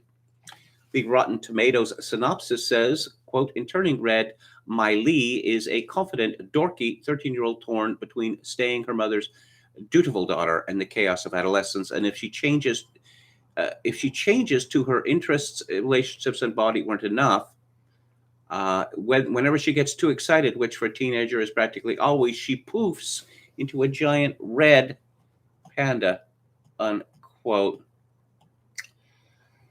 According to one reviewer on Common Sense Media, the movie contains repeated storylines and scenes of the kids lying to their parents and sneaking out of the house. All of this is portrayed as cool and okay because the main character's mom is portrayed as overbearing, way too protective, and psycho. The 13-year-old main character talks about how honoring your parents is great, but that sometimes honoring them too much means you aren't honoring yourself. Even the reviewer from the Chicago Sun-Times was less than enthused. And this is Richard Roper, who is a pretty reliable liberal. If you're a parent watching Turning Reds with kids who aren't yet at the age where they should be learning about puberty, fair warning, you're going to be answering a lot of questions after this movie. Well, no, of course, children should be rude to their parents and disobey their parents, because this is what Hollywood has been telling children for decades. I mean, in any sitcom with children, oh, they're just snarky. Snark, snark, snark, snark, snark. And the parents deserve it because they shouldn't have had children in the first place. Or, perhaps because they're not the right type of people to have children, i.e. not of the right social class, or not wealthy enough, or perhaps, it could be a Trump voter or something like that. Wait. The COVID panic is not over. I know a lot of people breathe a sigh of relief at this. This is from Lenny Bernstein and Joel Aschenbach at the Washington Post. A surge in coronavirus infections in Western Europe has experts and health authorities on alert for another wave of the pandemic in the United States, even as most of the country has done away with restrictions after a sharp decline in cases. Infectious disease experts are closely watching the subvariant of Omicron, known as BA2, which appears to be more transmissible than the original strain, BA1, and is fueling the outbreak overseas. What to know about BA2, a new version of the Omicron variant? Germany, a nation of 83 million people, saw more than 250,000 new cases and 249 deaths Friday, which Health Minister Karl Lauterbach calling this nation's situation critical. Well, we've already talked about this lunatic Lauterbach and how he wants lockdown forever, at least lockdown powers forever. In a country of 83 million people, how many people do you think would die every day? Huh? They keep, again, I've been saying this for 2 years. Most people apparently cannot comprehend any number larger than 1,000, and increasingly most people cannot comprehend any number larger than 100, at least on a daily basis. And let's see.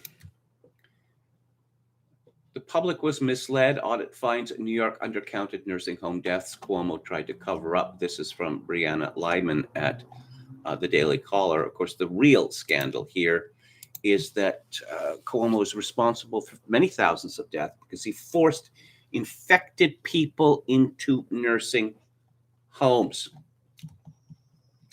This is a story which should be the number one story in America, but it's got very little attention paid to it for an obvious reason. This is from Kane at Citizen Free Press. The millennial generation experienced 61,000 excess deaths in the second half of 2021.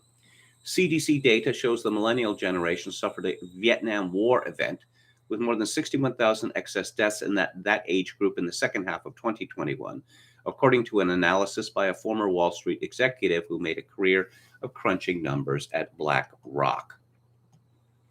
Millennials, about ages 25 to 40, experienced an 84% increase in excess mortality in the fall, he said. And this fellow's name is Edward Dowd, describing it as the worst ever excess mortality, I think, in history. It was the highest increase in excess deaths of any age group last year, several times higher than the silent generation, those who are older than 85. And the increase coincided with the vaccine mandates and the approval of the booster shots. Dowd said that the insurance expert with whom he worked is presenting the data to a financial group and will reveal his identity. If you're on Wall Street and you still think Pfizer and Moderna are good buys, I've got news for you. There's some catalysts coming that are probably not going to be good for holding those stocks. Well, yeah, apparently the stock market might suffer. That's the most important thing about this story. And Steve Kirsch talks about this at his Substack.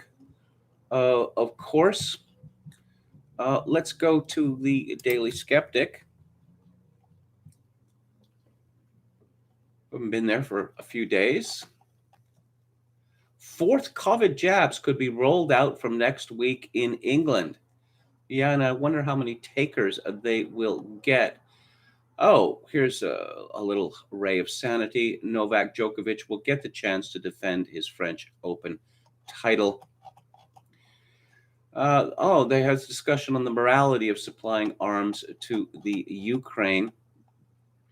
Nearly £500,000 from every UK household to pay for net zero. Oh, the oikophobia of the right. Ed West has written an excellent analysis of why so many people on the populist right are either pro-Putin or regard Putin's Russia and Zelensky's Ukraine as morally equivalent. He thinks these conservatives are suffering from oikophobia, Roger Scruton's word to describe the loathing of their homeland by some elements of the left. The reason Jeremy Corbyn and his fellow travelers always side with Britain's enemies, no matter how unsavory, is because they cannot stand Britain and the West, and siding with our enemies is a way of expressing that contempt. Well, Russia is not our enemy, and the Ukraine is not our ally. Is that so hard for people to understand? Apparently, it is. Did you know that Native Americans don't like fireworks? Apparently, they have an aversion to them. I didn't know that, but the U.S. government or the Department of the Interior is making this known. And this is the main reason why, according to this story by Liam Edgar, that there's not going to be a fireworks show at Mount Rushmore on the 4th of July. Yeah, fireworks are viewed by multiple tribes as an adverse effect to the traditional cultural landscape. This government official stated the memorial is committed to furthering the nation-to-nation relationships with tribal governments. You see how Canadian speak always leaches into the United States? Nations, huh? And the agency is directed to include considerations of how to safeguard the interests of any Indian tribes such decisions may affect. Has this woman ever been to an Indian reserve? Because, oh yes, they love nature. Nature is sacred to them. You wouldn't guess it by going to an Indian reserve or in Canada or the United States. You would not guess that. But I've known a few Indians in my time, and there's nothing I know about them that would suggest to me that they don't love fireworks just as much as everyone else loves fireworks. And okay, I've got to get back to this, or I'm going to lose it, which is The Collapse of Complex Societies by Joseph Tainter. And we are examining reasons, hypotheses put forward for the collapse of complex societies. The Egyptologist Sir Flinders Petrie entered the field in 1911. The real nature of human progress, argued Petrie, is the expansion followed by collapse. Democracy is a regular feature of decaying civilizations. Moreover, the phase of civilization is inherent in the people and is not due to the circumstances of their position. When a democracy is established, the destitute consume the capital of the wealthy, and the civilization must then decay until invasion destroys it. Petrie suggested, in a curious anticipation of Arnold Toynbee, that there is no advance without strife, and that the harder a nation strives, the more capable it will be. This perusal of the history of the mystical theme in its various forms brings us to its flowering in the late 19th and 20th centuries. Although the names of Spengler and Toynbee are most readily identifiable in this flowering, there are any number of other theorists and at least one precursor whose works merit attention. Spengler is most surprisingly anticipated by the Russian Nikolai Danilevsky, whose Russia and Europe was published in 1869, but apparently not read by Spengler until his Decline of the West was finished. There is a remarkably fortuitous convergence in their thinking. Danilevsky was a biologist and a promoter of Slavic nationalism.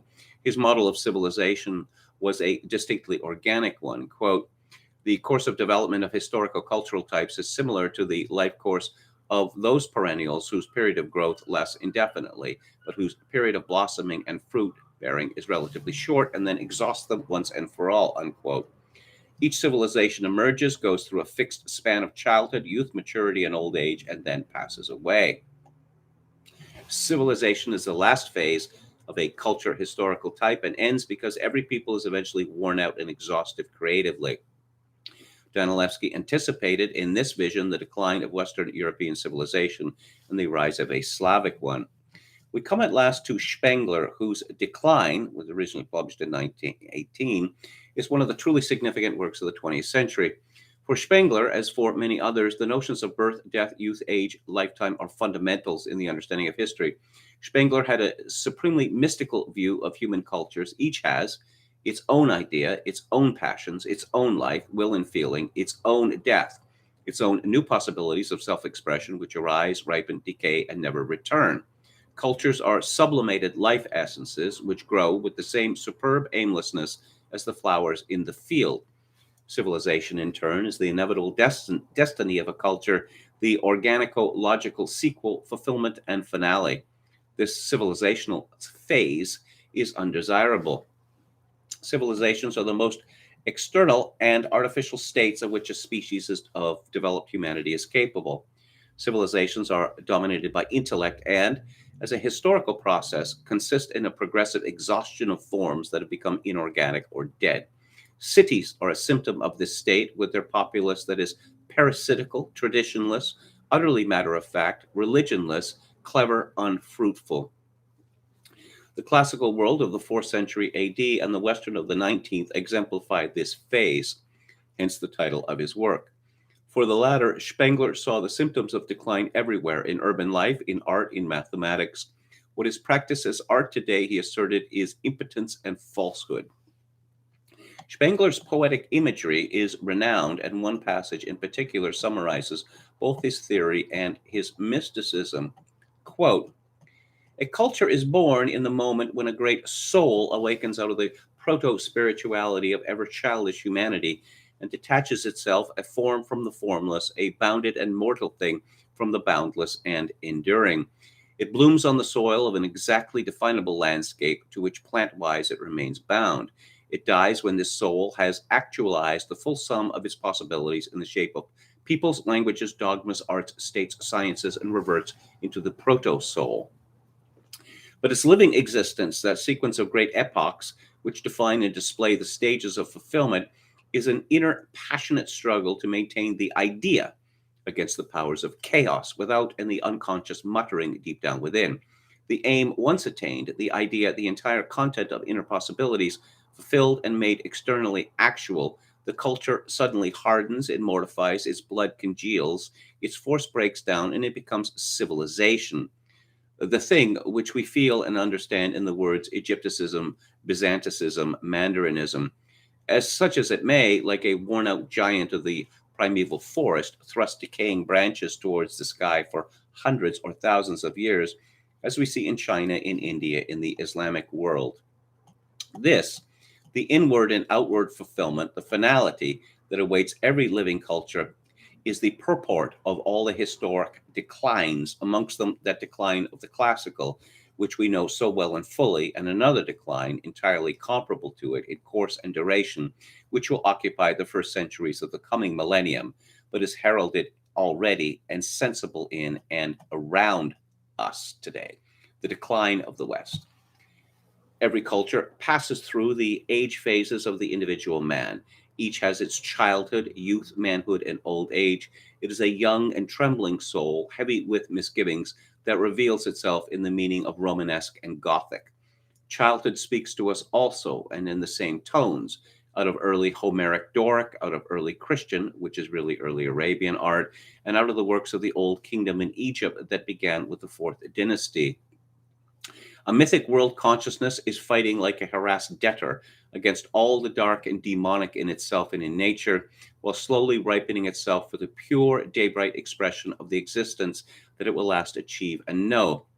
The more nearly a culture approaches the noon culmination of its being, the more virile, austere, controlled, intense the form language it has secured for itself, the more assured its sense of its own power, the clearer its lineaments. We find every individual trait of expression deliberate, strict, measured, marvelous in its ease and self-confidence, and everywhere at moments the coming fulfillment suggested. Still later, tender to the point of fragility, fragrant with the sweetness of late October days, come the Cnidian Aphrodite and the Hall of the Maidens in the Erechtheum, the arabesques on the Saracen horseshoe arches, the Zwinger of Dresden, Watteau, Mozart. At last, in the gray dawn of civilization, the fire in the soul dies down. The dwindling powers rise to one more half-successful effort of creation and produce the classicism that is common to all dying cultures. The soul thinks once again, and in romanticism looks back piteously to its childhood, then finally, weary, reluctant, cold, it loses its desire to be, and, as in imperial Rome, wishes itself out of the overlong daylight and back in the darkness of proto-mysticism, in the womb of the mother, in the grave, unquote. And I will have more from Joseph Tainter tomorrow. I want to talk about, well, we were talking about decadence here, and I want to talk about senescence, which is a form of decadence. which properly means, it doesn't mean rich chocolate. It means a decline in standards. And I can't play you the video, but you can find it everywhere. Biden, this is from Kane at Citizen Free Press. Biden gets quite confused when introducing his energy secretary.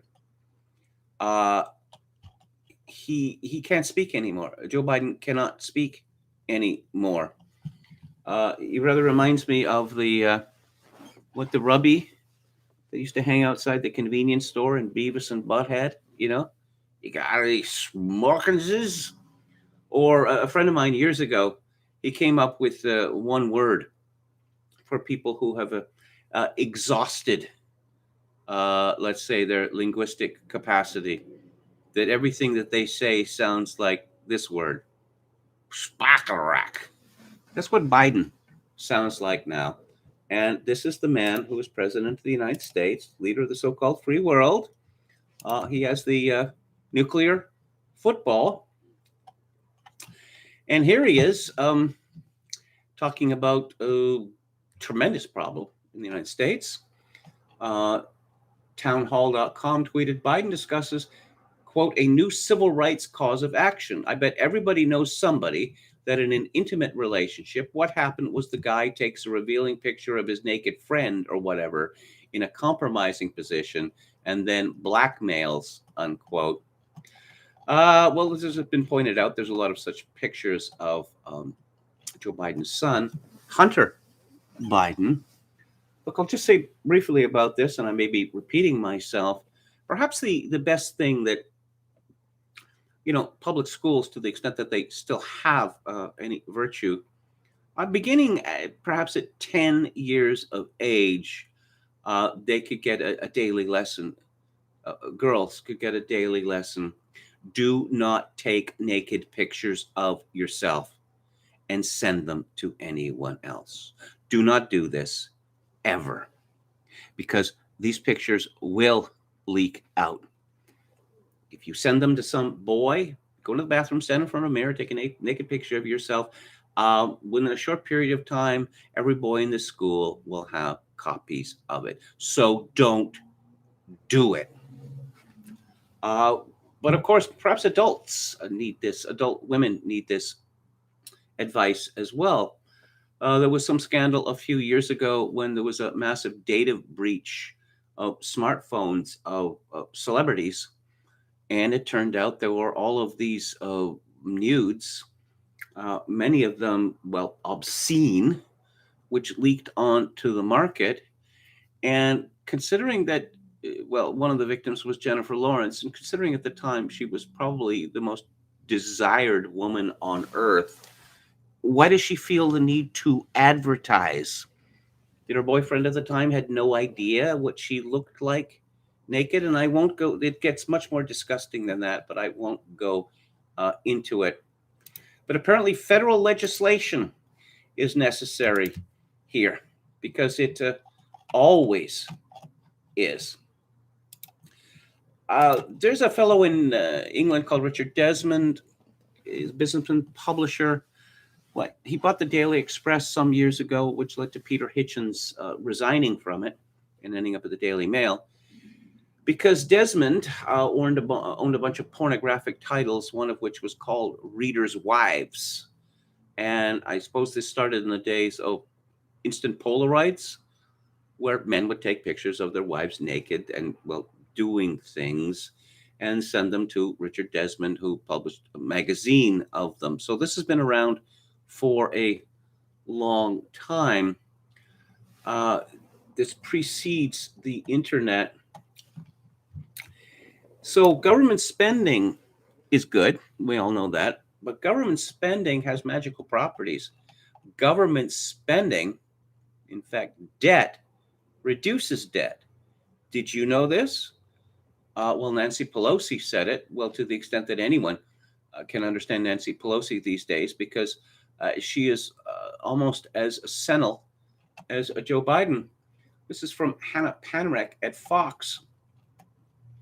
CNBC host Joe Kemen pressed a Transportation Secretary Pete Buttigieg on House Speaker Nancy Pelosi's claims that government spending would reduce the national debt and that it was not inflationary. Its name is Kernan, asked a butt judge during a Tuesday's Squawk Box segment if Pelosi's statement was the view of the entire administration, and if he could make that statement in a logical way. During a recent discussion of the Build Back Better bill, Pelosi argues that is, quote, non-inflationary because of the way it's written. So when we're having this discussion, it's important to dispel some of those who say, well, it's the government spending. No, it isn't. The government spending is doing the exact reverse, reducing the national debt. It is not inflationary, unquote. So butt judge said, if you look at our fiscal policy, it is true. The deficit has gone down and down by a remarkable amount. Has it gone down by a remarkable amount? Well, we have figures on that. And it took me about 30 seconds to find them on the internet. And this is from a site called The Balance. And it was updated February the 16th of this year by Kimberly Amadeo. So let's look at the deficit in billions of the United States. And let's look at some recent years. Of course, after the economic collapse of 2008, yes. 1.4 trillion in 2009, 1.3 trillion in 2020, 1.3 trillion again in 2011, 1.1 trillion in 2012, and then falling to a low of 442 billion in 2015, and then it rises and rises and rises, reaching a peak in 2020 of 3.1 trillion, and then falling to the ridiculously low figure of $2.8 trillion in 2021. So there was an enormous amount of government spending to deal with the self-imposed catastrophe of COVID. And so it makes sense, less money spent in 2021 or borrowed in 2021 than in 2020. But a deficit of 2.8 trillion. First of all, apparently this is peanuts to Pete Buttigieg, who was once a mayor of a small Indiana city. And of course, he's either stupider than we've been led to believe, or he seems to think that there's some sort of direct connection here between this and inflation. Inflation is soaring in the United States. But according to Buttigieg, the cause cannot be federal borrowing, because in 2020 the deficit was 3.1 trillion, but in 2021 it was only 2.8 trillion. Just QED from Pete Buttigieg, who is one of the overgrown children who now run America. And actually, I'm going to talk about Dennis Dale and his remarkable blog about Portland and other things tomorrow. But I'll leave you with this. This is from Robert Costa at CBS News. In a private speech, Mitt Romney warns of extraordinary challenge to preserve American democracy. This is a warning, and you should all take heed. When creeps like Mitt Romney talk about an extraordinary challenge to democracy, it means they have something up their sleeve. Something wicked this way comes. And I suppose, given what happened in 2016 when Trump stole the election, even though it's impossible for a presidential election to be stolen in America, according to YouTube and Twitter and everyone else, and what happened in 2020 and what happened in 2021, I guess extraordinary efforts are going to be needed to protect the integrity of the 2022 midterms. And I suspect that Mitt Romney has some pretty innovative ideas about how the integrity of the midterm elections can be protected. Let's have a final look at the chat. Ultra testosterone, hello, says China will take Taiwan. Kevin, still no music, movie, or book lists at Twitter, says Anron. Yes, yes, I do. I do apologize for this. And this will have to be rectified. What day is it today? Wednesday? Yes, soon. Emmett Kelly says Tom Piatek's attitude toward the Ukraine is somewhat understandable given his ethnicity, but I've read Paul Gottfried write in the past about Syria's interest in the Ukraine and Syria. What gives? No, I don't know. I don't know. I'm a friend of Tom's, and let's see. I thought that he was a Slovak, actually. Of course, people who live in that part of the world, there's a lot of admixture going on there. An awful lot. Again, when we talk about the Ukraine, the people who came to Canada, the large number of people who came to Canada from what we now call the Ukraine, well, they came from Galicia and Bukovina. They didn't come from the Ukraine. You know, a so-called country whose position on the map goes like this to this to this. It seems rather risible to me, actually. Hello to Lamprey Milt.